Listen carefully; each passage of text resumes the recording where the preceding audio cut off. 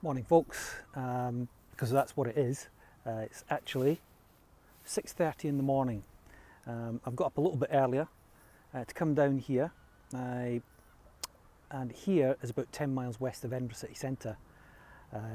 If you look behind me, you'll see there's a pub behind me. If you can read back to front, it says Hawes Inn, and the Hawes Inn is in the little town of South Queensferry. And if you recall, on one of my earlier virtual tours, we were in the Dean village, and I mentioned about a road that leads from there out of the city and all the way down here. It was called the Queensferry Road. Well, we're now at the end of that road in the town of South Queensferry, and what I'm going to do. So this is the fourth rail bridge. It's actually one of three bridges down here, but I'm going to come on to the others in a few minutes.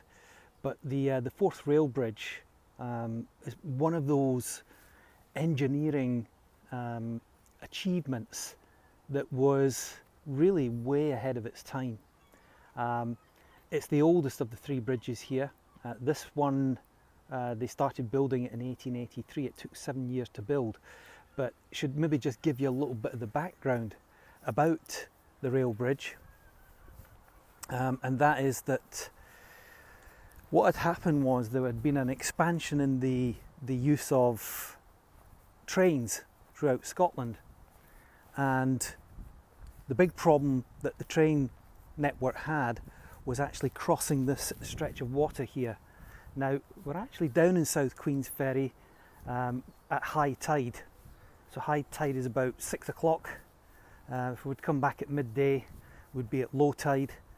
But this is high tide at the moment, and the stretch of water is called the Firth of Forth. It actually stretches out into the North Sea. But if we look over this way, you can see it stretches for quite a bit further, all the way up there. In fact, you head about another 40 miles west of here, and that'll take you all the way up to Stirling Castle. And back in the medieval time, that was the first crossing point, Stirling Bridge. But we get to the mid-1800s, and the rail network was expanding, but they had the problem of getting across this river. And there was an engineer called Thomas Bouch. Thomas Bouch actually secured the contract to build the rail bridge over the Tay, the River Tay up in Dundee. And they started building that in about 1871. It was eventually completed, and he also secured the contract to build a rail bridge here, because the rail network saw just how successful his construction had been up in Dundee. Unfortunately, in 1879, less than a year and a half after it had been completed, the bridge collapsed, with the loss of about 75 lives on board the train that was crossing at the time. It was in a heavy storm, and so the construction that had started down here was brought to a halt, and his contract was cancelled. But there was still a desire for a rail bridge to be built, and so it was left to a man called Benjamin Baker and his partner John Fowler. John Fowler was the senior partner, it was his company, but Benjamin Baker was the designer. And this is what he came up with, was this amazing bridge. And you can't help but be impressed by it. As I say, it took 7 years for them to build it. Over 5,000 men were involved in the construction.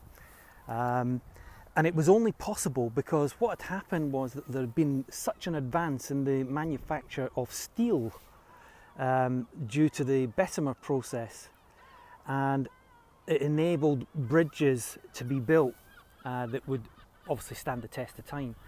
But because of the scale of this one, I mean, it's 1.5 miles across from one end to the other, the steel wasn't of a good enough quality, but then the Siemens Martin process was brought in, and that increased the quality of the steel dramatically.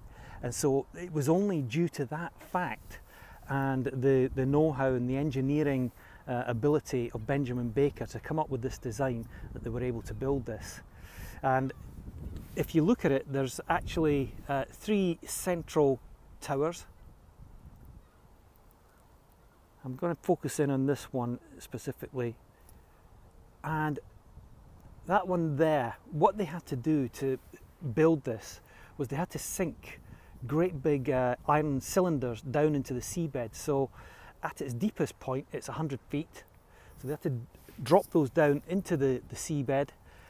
Then they had to send workers down through chambers, because they pumped in compressed air, and then they poured in the concrete. So these guys were working below sea level, and so they did this, and that allowed them to build the foundations. And then what you see the bridge actually sitting on are granite piers. So there's 4 on each tower, on each central part.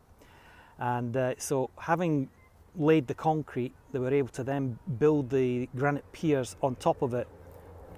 And just so that you can see that this is still being used, we have a train coming across at the moment.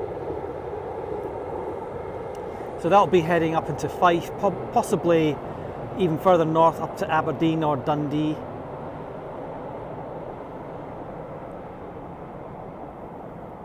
So anyway,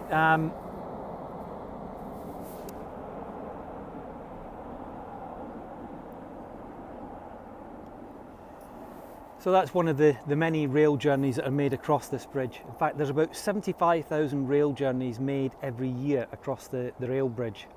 But coming back to Benjamin Baker and John Fowler, they were the designers of this. And the man who was actually subcontracted to build it was a man called William Arrol.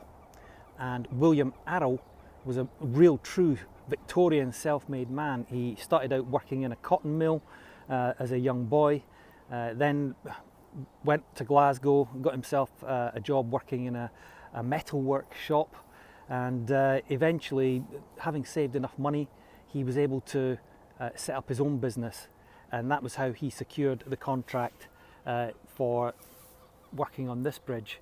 He had actually already built another bridge over the Clyde River through in Glasgow, so he had a reputation, he could be trusted, so he got this one.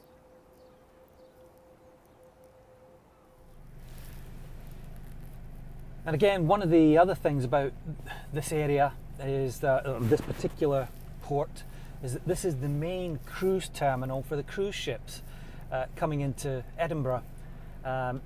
It's where the big cruise ships will actually dock on the other side of the bridge, out in the middle of the Firth of Forth, and then they'll bring their passengers in by tender. It's the busiest out of all 4 of the various terminals. Where we are at the moment, this stretch of road here, this is where all the tour buses and coaches would be waiting for the passengers to come off the cruise ship. And you know, we're talking about 4,000 passengers. So the tour buses wait here. Down at the far end where that building says ticket office, you'll normally find all the private guys like myself. We wait for our little private groups to come off the ship. So we will meet them up there. And of course, this month and next month, July and August, would have been our busiest months of the season. And of course, that's not happening this year. So it's a real shame. I know a lot of people had their trips booked and ready to come out here, but hopefully we'll get to see you all next year, and hopefully things will be so much better then. You've probably noticed there's a lot of rubbish lying out on the ground, but pleased to say that there is a cleaning vehicle that is actually out cleaning up all the rubbish. So this will be spick and span by about 8 o'clock in the morning. It's 6:45 at the moment, but we're making our way into the actual high street of South Queensferry. In fact, there's one of the cleaners actually out on the road at the moment, tidying up, so it will be clean. So we're heading into the high street, and this is the main part of South Queensferry. Let's get into the main street, and then I'll tell you a little bit more about this area here.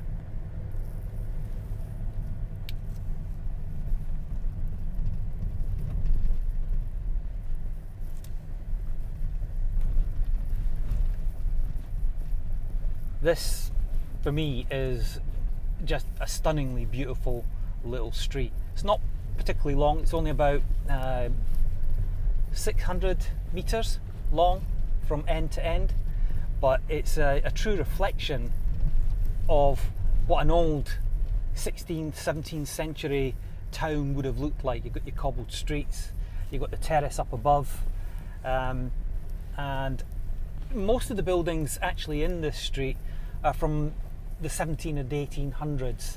There are one or two that are actually from the 1600s. So we're going to make our way over to that harbour there. We're actually going to walk along the main street, but before we do that, I'm just going to show you one little building that kind of sticks out from the rest.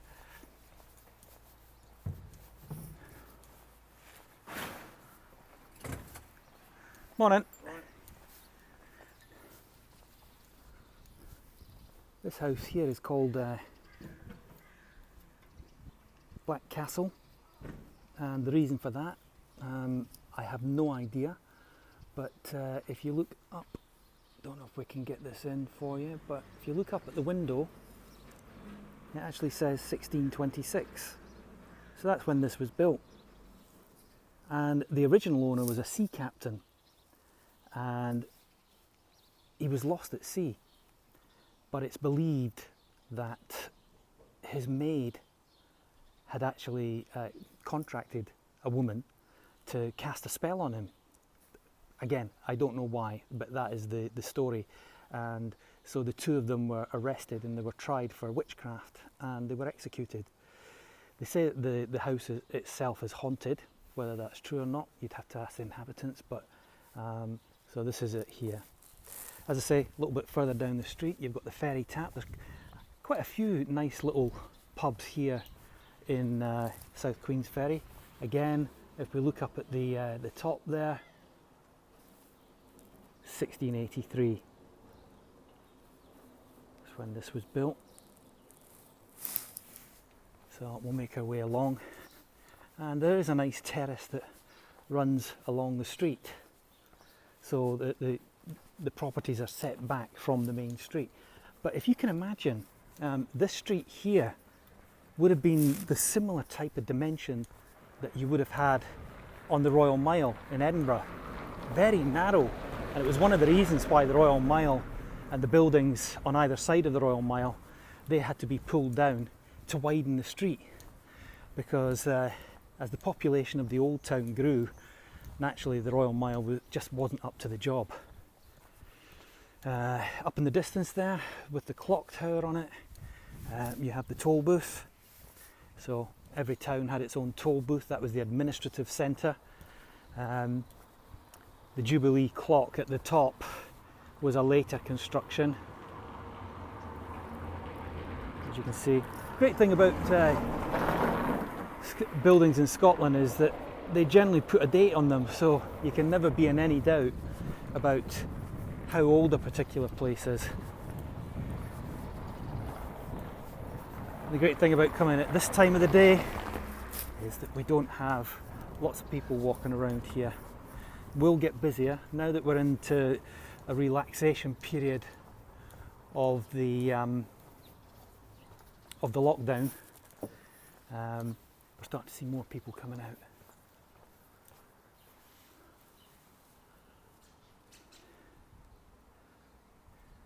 There we go.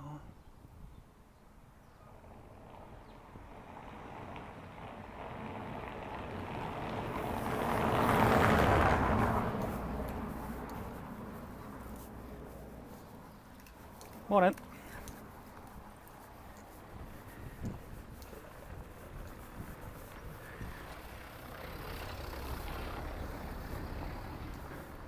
This is called Goat Lane.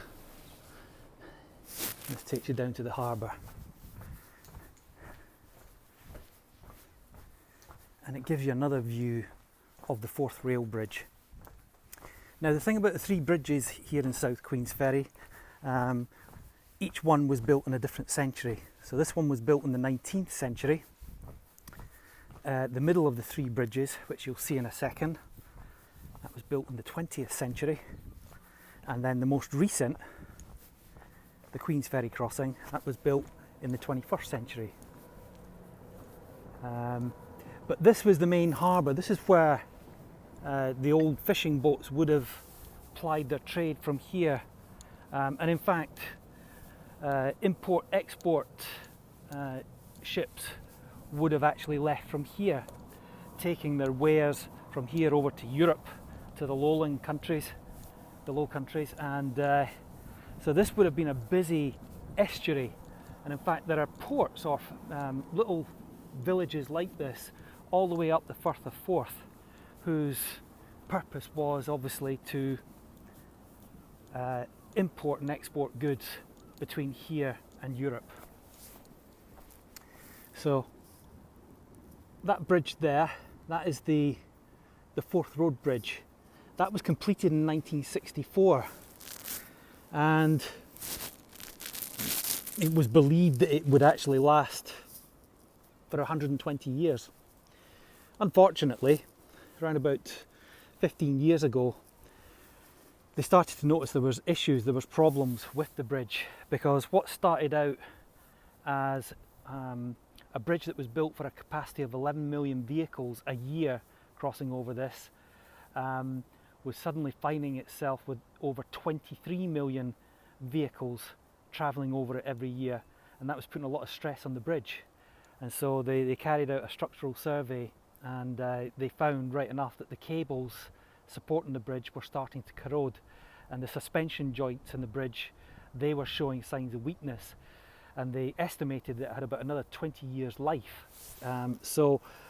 Basically they carried out a feasibility study to see whether another bridge should be built or whether a tunnel should be built underneath the Firth of Forth. The tunnel was considered to be far too expensive, and so they went with the new bridge. And we're going to go a little bit further round, and we're going to go up to the viewing point, and you'll be able to see the bridges from up above, so you'll see all three of them side by side. But anyway, they built the new bridge. It came into use in 2017. It was opened by the Queen. In fact, the Queen opened both of these bridges, the Forth Road Bridge in 1964, and 53 years to the date she opened the other bridge, the Queensferry Crossing. Just coming back over to here for a second, you'll notice that we have a little island out there, and on it it looks like there's a building. Well, that's actually an artillery gun emplacement, because a little bit further up the coast, and I'll see if I can just get round the other side of this little boat.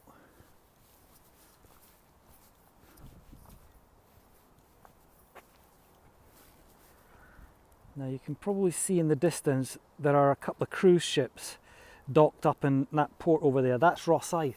That was the main naval base here in Scotland, or one of the main naval bases here in Scotland during the First and the Second World War.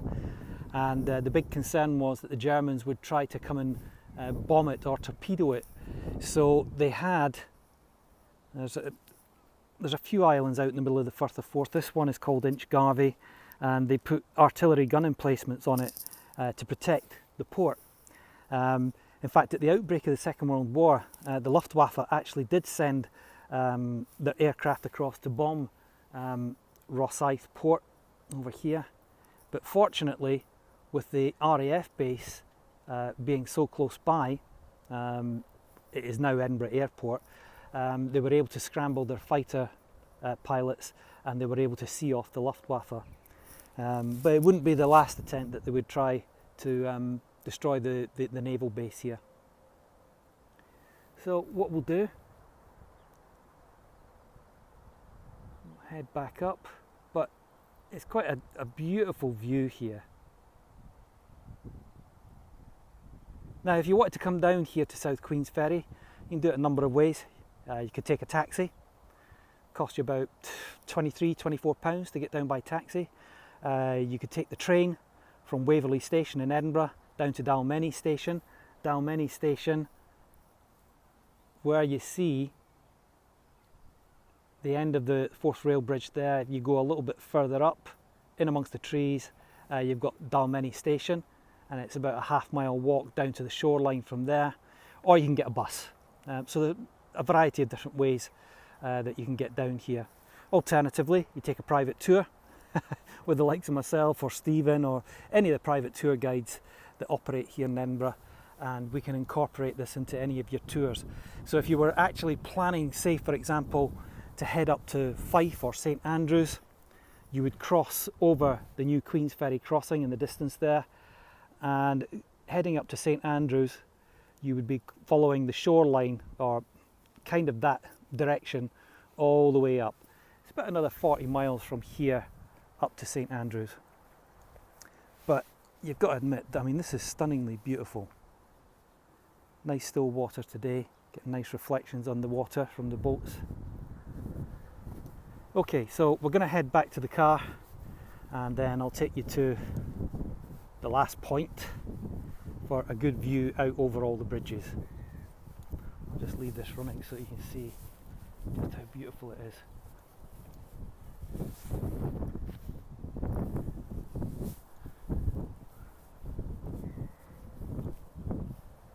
And by the way, there's a number of great restaurants here, particularly along where the tenders come in.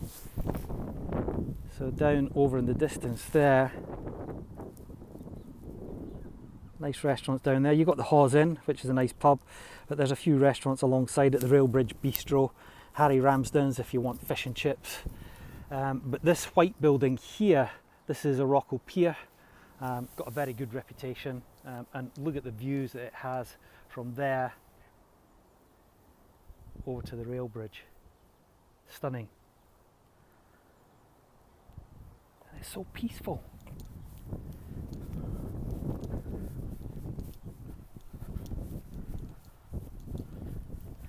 By the way, if you are watching this just now and you have any questions, just drop me a message and I'll answer them for you, or put them in the comments. I'll try and answer them to the best of my ability.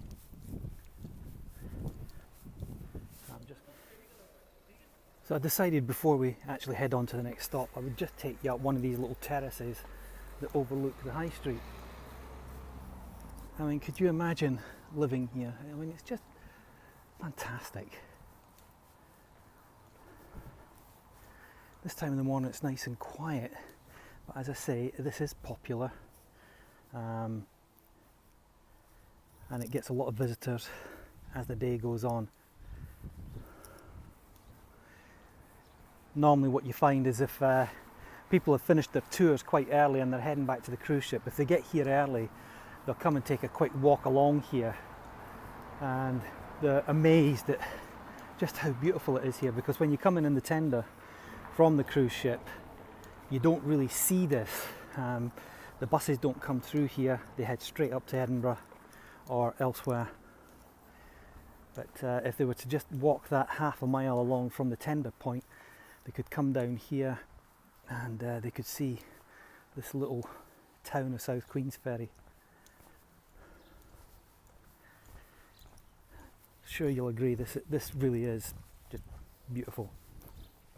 But we're going to head back to the vehicle, and then I'll take you around to the final stopping point, which is the viewing point out over the bridges, and then you'll see all three of them much more clearly. So this is the monument, the plaque to commemorate the opening of the Forth Road Bridge. So that was the second bridge to be opened here in 1964. You can just see it there, opened by Her Majesty the Queen on the 4th of September 1964. So she also opened the third bridge, this one that you can just see over here. So that was opened 53 years to the day after the opening of the road bridge. This here gives you a few facts and figures about the road bridge. So they started building it in 1958, completed in 1964, opened in 1964. That gives you all the facts and figures there. Then over here, the rail bridge, they started building it in 1883, I beg your pardon. Took them 7 years, completed in 1890. And in fact, it was opened in March 1890 by the Prince of Wales, who would become King Edward VII. And interesting thing about the rail bridge is, up until 1924, it was the longest single-span cantilever bridge in the world.